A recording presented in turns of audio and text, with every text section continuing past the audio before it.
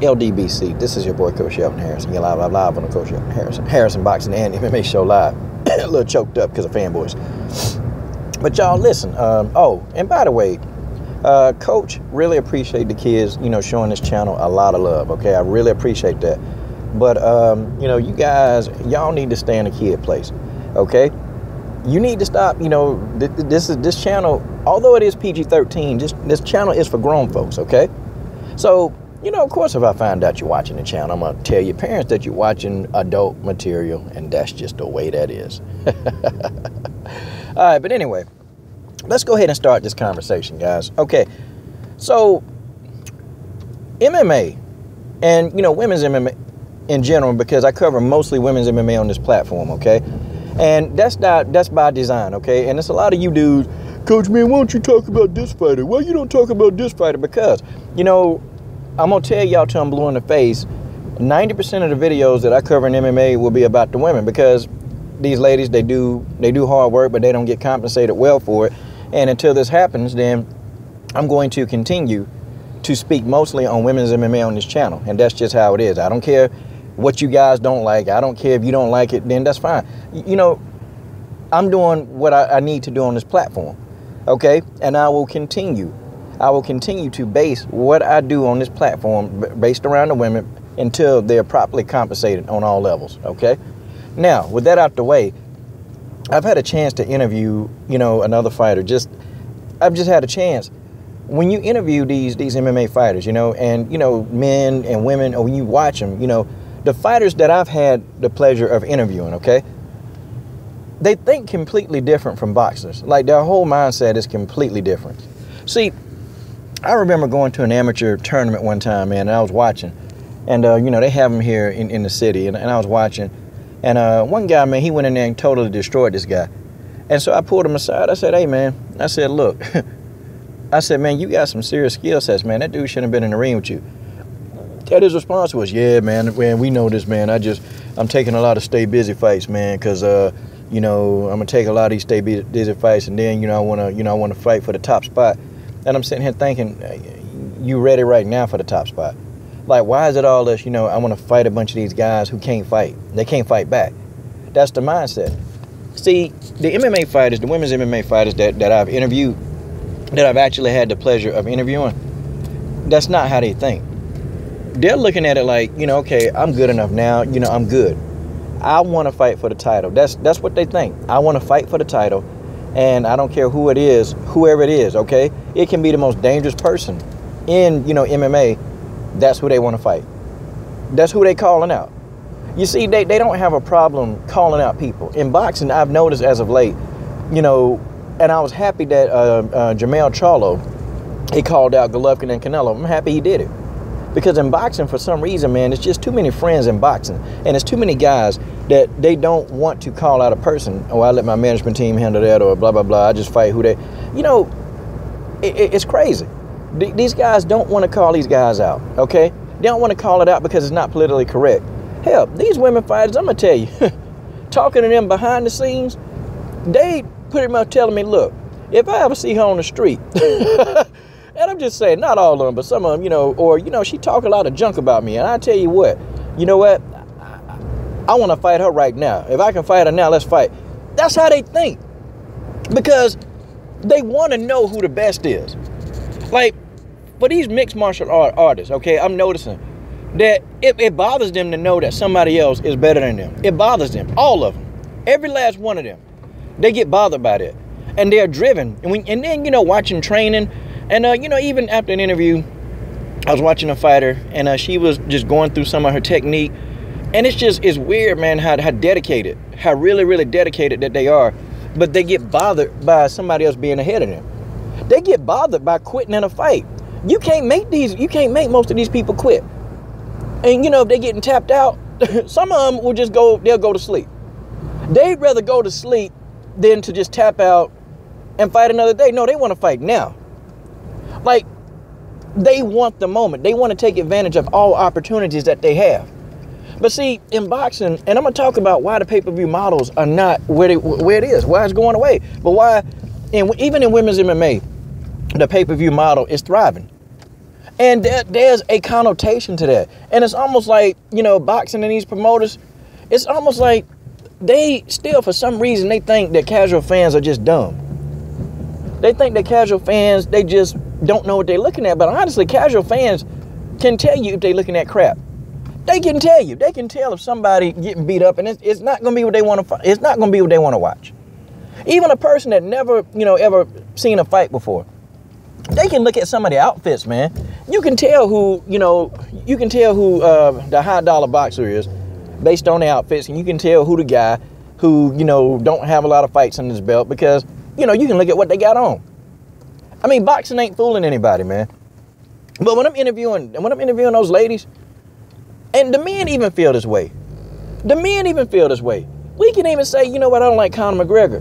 But he get irritated to know that there's somebody better than him. This fool talking about, you know, he'll fight Tyron Woodley. I mean, folks, these people and these women that I've interviewed, they're not afraid to put everything on the line. You know, they risk. They give up everything. They give up everything that they know to go get this dream, because the opportunities are far and few when you're doing this sport. The opportunities are not there for the women. It's not there. So they put everything they have to get to that status, everything. And the last woman I was talking to, you know, and this interview will be out this week, she was just telling me, you know what, I have dedicated my whole life. Okay, I've dedicated everything that I know to this sport. I've dedicated and dedicated and dedicated, and I'm not going to stop until I'm the champion. Now, there can only be one champion. But every last one of these fighters that I've ever interviewed, they think that they can't stand to know that somebody's ranked ahead of them. They can't stand it. Even some of, you know, the fighters that are on Facebook that are up and coming. These women's MMA fighters, you know, they're part of this women's MMA group. And we all talk, and it's like they can't stand to know that somebody's ahead of them. And they're not afraid to call out whoever. They'll call out their sister, they'll call out their brothers, they'll call anybody out. And see, now we know, because the casual fan, you know, who looking at this, you're looking at two evenly matched people. I mean, whether you like it or don't like it, you know, we don't like Dana White, but I'm going to tell you what, he's a hell of a matchmaker. He's a hell of a matchmaker, okay? We can put it out there. He's a good matchmaker. And that's why his pay-per-view is thriving. That's why this dude can average over 1 million pay-per-views every time he have a UFC event. And I might be being a little gracious, but, you know, I know at UFC 201, man, he got like 1.1 million views. And at 206, I want to say at UFC 206, it was about 900,000. I mean, this dude, they're thriving, man. Because you're giving people a quality product. You're giving people fights that people actually can see that are challenging and intriguing. This is what's happening. But with boxing, you got a lot of these promoters, man, and everybody got this Floyd Mayweather disease. Everybody got it. Because they think that success is tied to an O. Conor McGregor done lost before, man, and he's still a big name. See, what make Conor McGregor, what make Tyron Woodley, what make these guys great, what really make these guys great is that they're not afraid to lose, and they want to avenge the loss. They want to avenge the loss. And then, to the fans. Let's talk about the fans, okay? See, the fans in mixed martial arts, when they call for a fight, we get it. Because people are talking about, you know what, Tyron Woodley need to go fight Wonder Boy. And the fans of Wonder Boy, you know what, they didn't say, well, Wonder Boy need to take a tune-up fight. Them fans saying, look, get Wonder Boy in there with Tyron Woodley. I believe my guy can beat Woodley. See, that's the difference when I'm talking to boxing fans or MMA fans on group discussions. That's the difference. Talking to them, they want to see the best fight the best. Now, that's a lot of arguing, and you got your racial component in there somewhere. But the most part, these guys, even the people who crazy, they still want to see their guy fight the best guy. That's it. And everybody calling for the best to fight the best. So see, the pay-per-view model is going to thrive, because if you know you're going to get what you're getting, it's going to be there. I mean, how many times have y'all looked at a fight and you looked at an undercard, okay? You look at an undercard and you don't even have any idea who these dudes are on the undercard. You don't know. That's another thing that they do, you know, in mixed martial arts. The undercards are stellar. And these are up-and-coming guys, some of the guys you don't know about. But then you look at the fight is intriguing. The undercards that I see in boxing is one guy whooping another guy's ass. I mean, folks, that's just the way that is. That's just the way that is. And sometimes in most cases, the only really action fight you get, it may be maybe the next to the last fight or the last fight. For the most part, the first couple of fights on the undercard, no. They ain't really that entertaining, man. You don't even know who it is, and there's one guy getting beat up. Okay? Now let me go over into women's boxing. While women's MMA is thriving and women's boxing is still on this model that's failing. Hopefully, with the upstart of Clarissa Shields and Cornejo, you know, hopefully these two ladies can be charismatic enough to actually get more interest in the sport of boxing. But the same thing, man. These women in boxing, they don't want to call anybody out, man. They don't want to get like aggressive. These women's MMA fighters, they aggressive and they relentless. I give Juliana Pena a hard time, but you know, at least she do have the guts to go and say, you know what, I want to fight her. I want to fight this person. Nope, I want to fight that person, okay? At least she'll say, you know what, I want to fight the best. And she, you know, I thought she wouldn't fight the Bullet, but you know what? I got to take that back. I got to shut up. Juliana Pena is fighting the Bullet. Okay, that's just how it is. Folks, that's just the way that is, okay? But that's the thing. I don't care whether she was forced to or not, she getting an octagon with the Bullet. And this is a consistent pattern with MMA. And the women's MMA fighters, they're vocal. They're not afraid to talk their junk. I was talking to a couple of the fighters. They ain't thinking about them other people, man.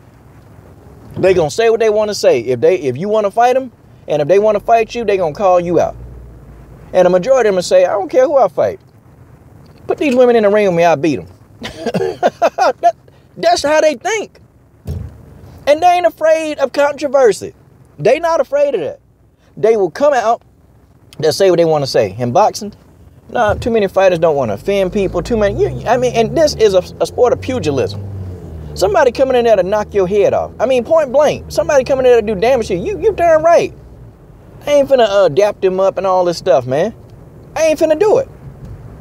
But the pay-per-view model, actually, it don't have to be dead. The problem is you got too many people with a lot of interest in being an undefeated fighter. This Floyd Mayweather syndrome, man. It's addictive. Because the people who trying to stay undefeated, they ain't got the kind of skill set. They ain't got it. And people say, oh, I don't care about my old, but really they do. That's code word for yeah. Well, I do care. I ain't getting in the ring with somebody who can beat me. And see, that's code word. We know that's just the way that is. That's code word. But I tell you, women's MMA is going to keep growing. It's going to keep growing. And it's just going to keep doing what it does. And women's boxing is almost dead, man. And hopefully, man, they can do something, man, to resurrect it. Call some people out. Get on social media, man. These mixed martial artists, they working hard. These ladies are working hard. And I follow all of them, and I'm always getting notifications on their in Instagrams and Facebook. I'm always getting notifications on Twitter. I'm always getting these notifications from them about they calling somebody out. They making fun. Man, they going in on people. And that's what need to go back. That's what need to happen in boxing. Could you imagine if we had Tyson, if we had Hagler and Hearns in the era of social media? Could you imagine what they would be doing and saying on social media? It'll be crazy. But you guys tell me what you think. This is your boy, Coach Shelton Harrison. I'm done. Subscribe.